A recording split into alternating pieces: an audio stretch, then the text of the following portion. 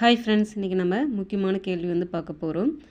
உலக பண்பாட்டிற்கு தமிழினத்தின் பங்களிப்பாக அமைந்த நூல் எந்த நூல் அப்படின்னு பார்த்தீங்கன்னா திருக்குறள் என்ற நூல்.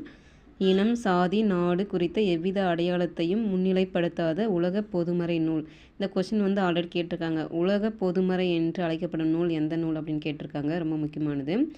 எந்த நூல் பார்த்தீங்கன்னா திருக்குறள்.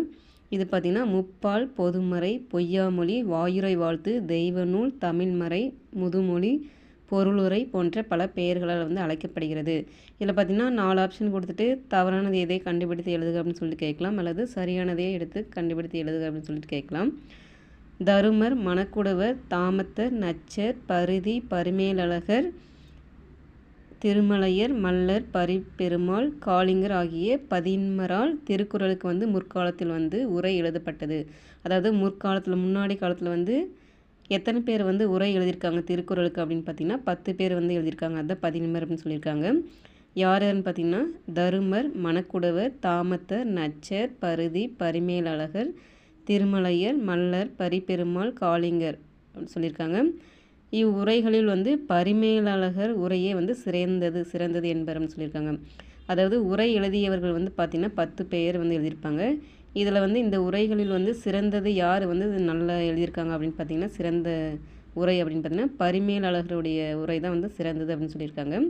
இந்த கொஸ்டின் ஆல்ரெடி கேட்டிருக்காங்க. யாருடைய உரை சிறந்தது திருக்குறளில் உரை எழுதியிருக்காரு அப்படின்னு கேட்டிருந்தாங்க.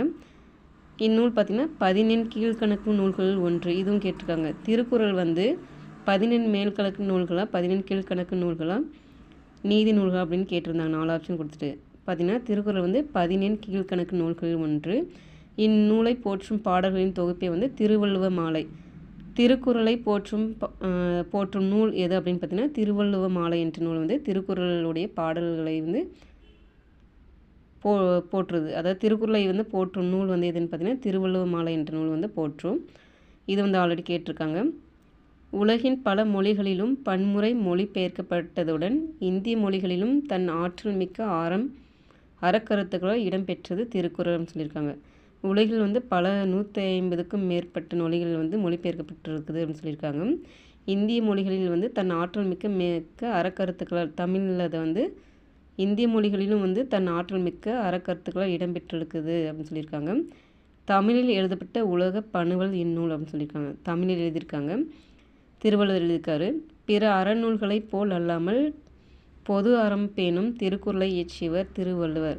இவருக்கு நாயனார், தேவர், முதல்பாவலர், தெய்வப்புலவர், நான்முகனர், மாதானுபங்கி, செந்தாபோதர், பெருநாவலர் போன்ற சிறப்பு பெயர்கள் உண்டு.